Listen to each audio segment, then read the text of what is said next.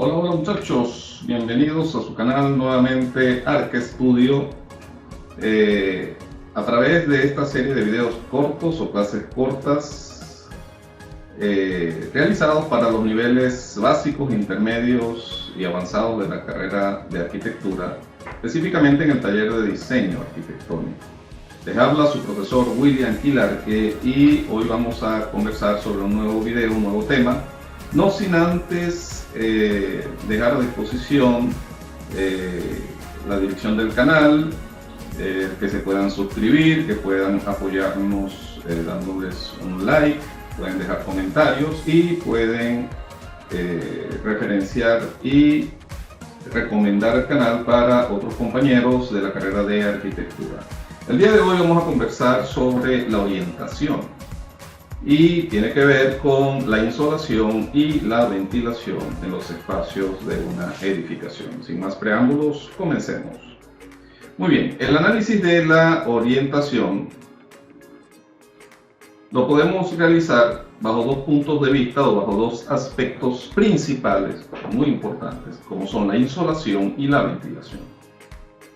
El estudio de la insolación y la ventilación, ¿verdad?, se realizan para decidir dónde vamos a ubicar nuestros espacios con la finalidad de garantizar el mayor grado de confort posible.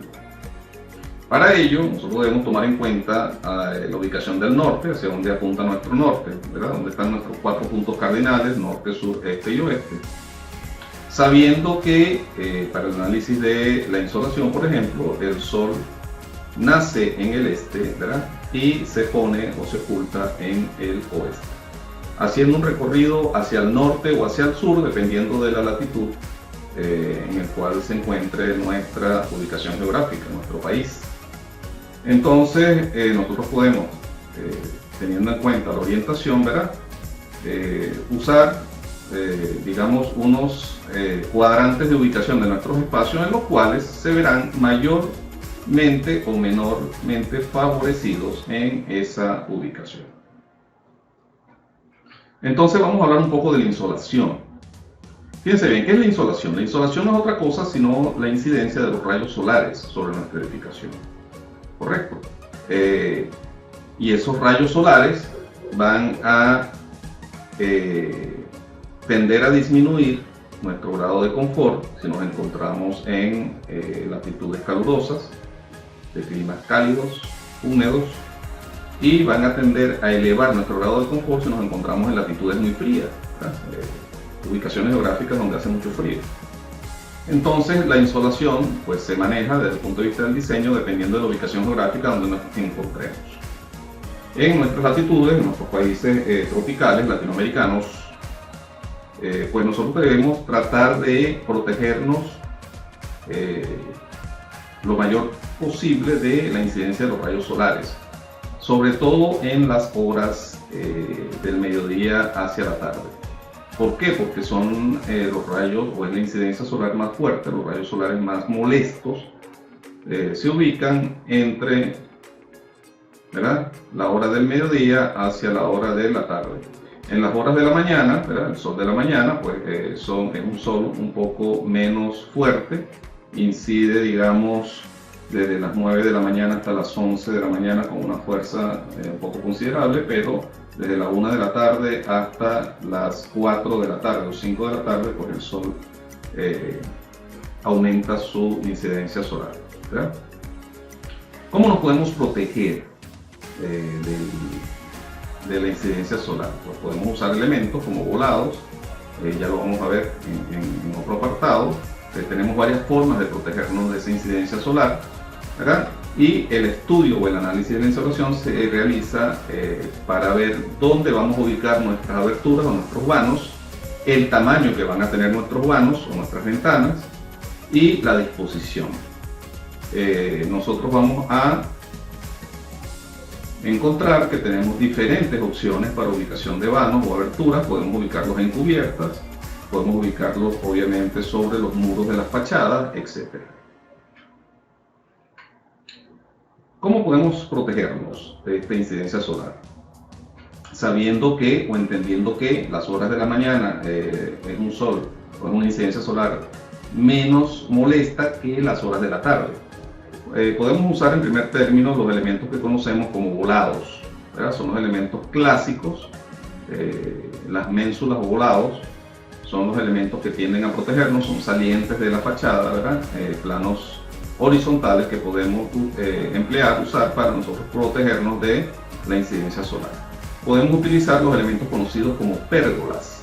Los elementos conocidos como pérgolas no es otra cosa que elementos o vigas horizontales, ¿verdad? Que colocamos a cierta separación para poder mitigar y filtrar un poco la incidencia solar. Ese filtrado de rayos solares va a depender del grado de inclinación que se le dé o se le otorgue a las pérgolas. Las pérgolas pueden estar totalmente verticales, ¿verdad? O pueden estar inclinadas en cierto ángulo.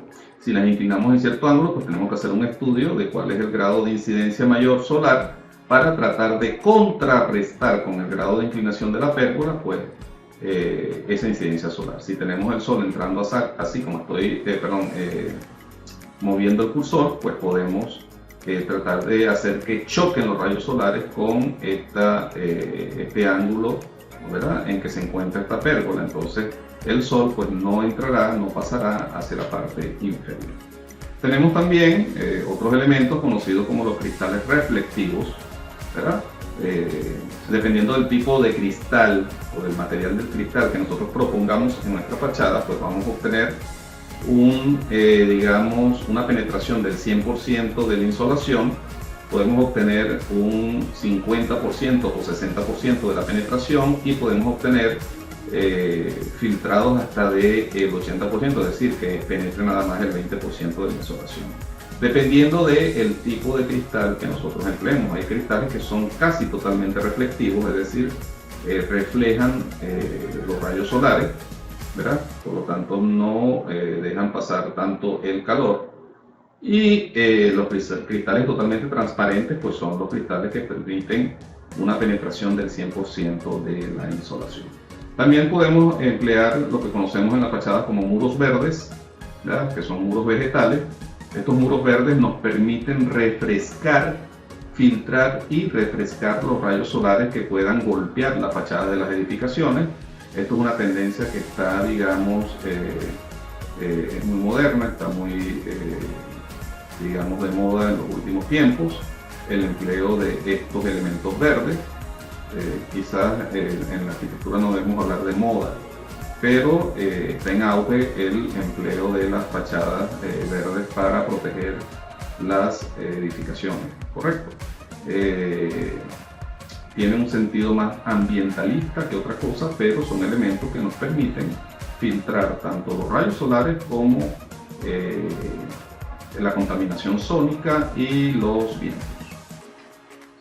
De igual forma tenemos otro elemento, ¿verdad?, que son las fachadas falsas de celosía. No son otras cosas sino unas fachadas, ¿verdad?, que se generan o se desarrollan con elementos tipo celosía. Pueden ser de diferentes materiales, madera, barro, etcétera, etcétera.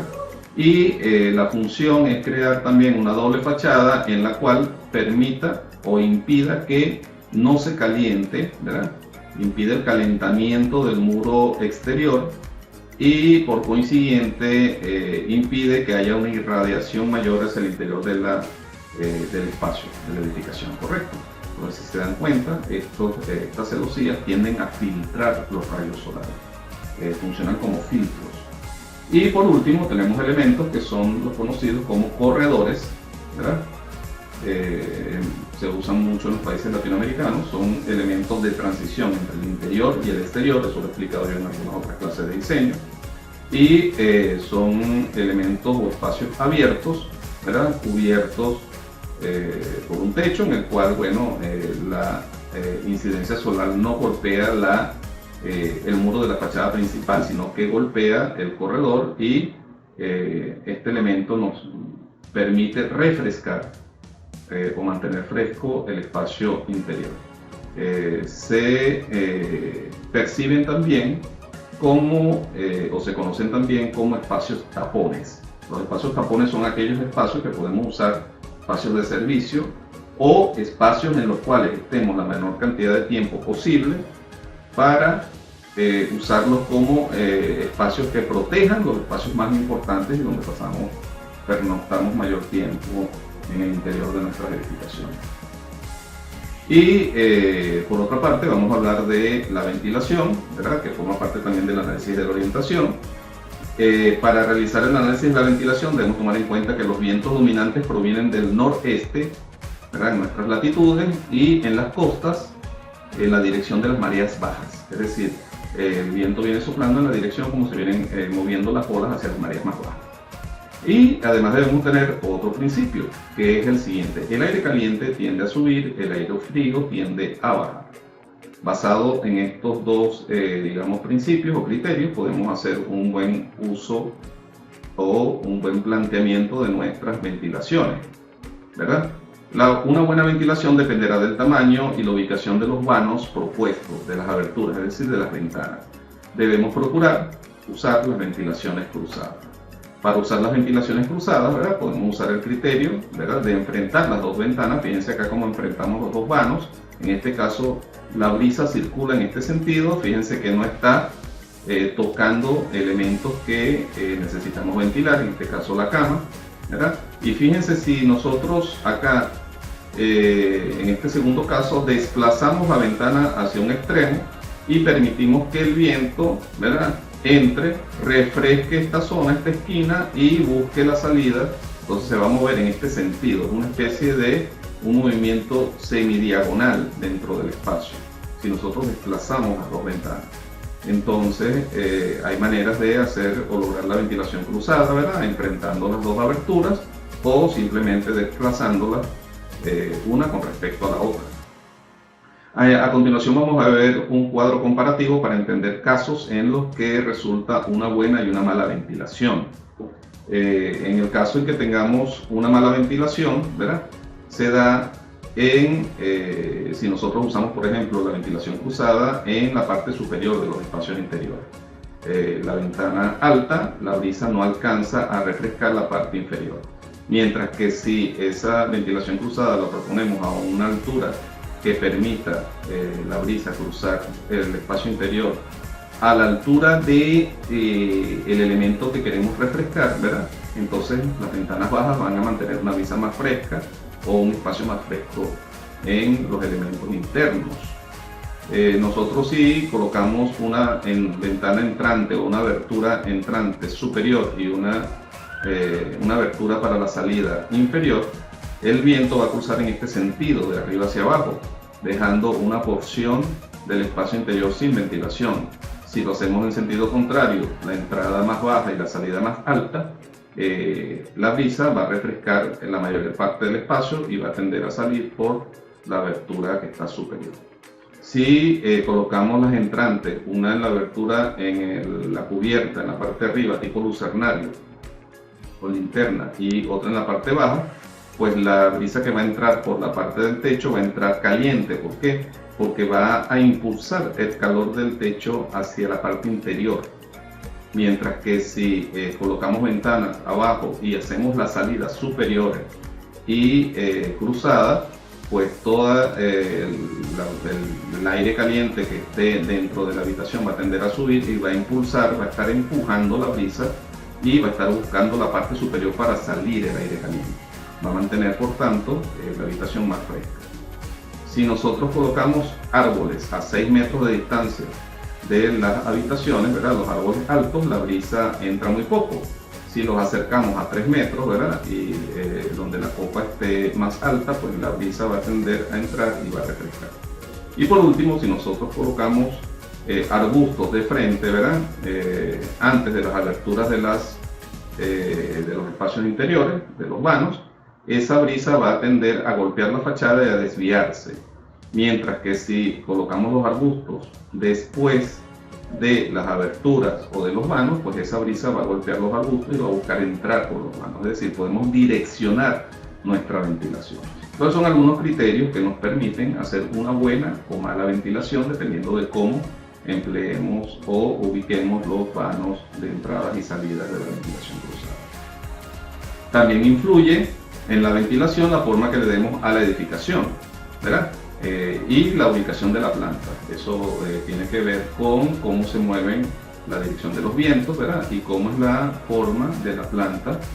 Hay edificios que, bueno, que va a permitir que tengamos mayor cantidad de fachada orientada hacia la ventilación, y hay otros casos como este, por ejemplo, en que la fachada más corta está orientada hacia la dirección de la ventilación. Esta está mejor ventilada que esta. Por último, bueno, tenemos que conocer que en el criterio en que el aire caliente tiende a subir, cuando nosotros creamos salidas, ¿verdad?, superiores en las cubiertas, pues el aire que está entrando fresco por la parte baja está empujando hacia arriba el aire caliente, y si él consigue una salida, pues esta habitación se va a mantener mucho más fresca. Y luego, al final, tenemos que saber que dependiendo del tipo de ventana o de abertura, dependiendo del diseño que empleemos, podemos tener mayor porcentaje o menor porcentaje de abertura para ventilar. El tipo guillotina y el tipo corrediza pues nos ofrecen menos superficie de ventilación en la ventana. El tipo de ventana con abatimiento, ¿verdad?, abatible, nos permite el 100% de ventilación. Entonces hay que tener en cuenta también el diseño de la ventana para tener unos mayores o menores porcentajes de ventilación en un espacio.